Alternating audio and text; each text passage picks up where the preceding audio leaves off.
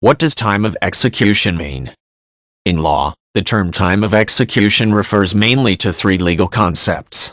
In general law, time of execution often refers to putting a court's judgment into effect or the issuance of a writ that empowers an officer to enforce a judgment of the court.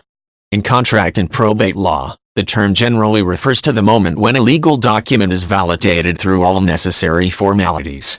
In criminal law, time of execution refers to the time an illegal act is perpetrated. Less commonly, it also can refer to the time that an inmate sentenced to death is executed. Within the general practice of law, it is common for a court to enter a judgment that requires some sort of action.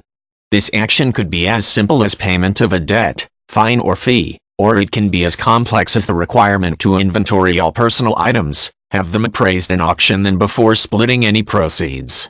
When those bound by judgment complete the court's requirements, the judgment or order is considered to have been executed.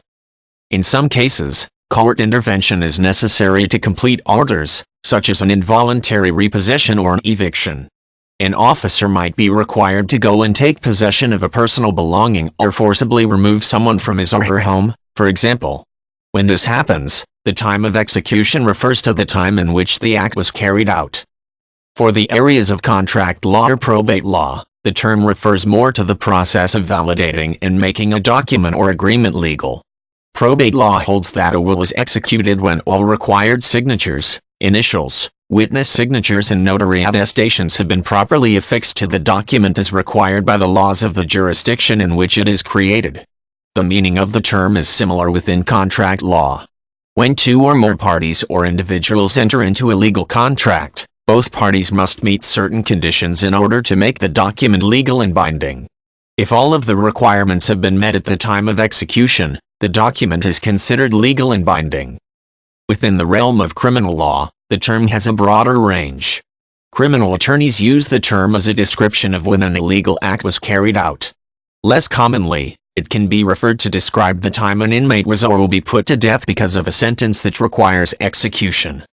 The concept is an important one, because many laws depend on a specific set of circumstances at the time that a contract is signed or an act is carried out.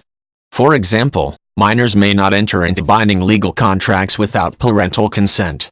This means that if a person is not of legal age at the time of execution of a credit card contract or contract to purchase a vehicle, the contract is not legal and binding. Age and development at the time of execution of a crime enter into whether a child is charged as a juvenile or as an adult for crimes committed. Mental capacity of even an adult at the time of execution of a crime or the signing of a contract can negate liability, such as in the instances of mental disease or defect when a crime is committed or in cases of mental defects or sobriety when a contract is signed.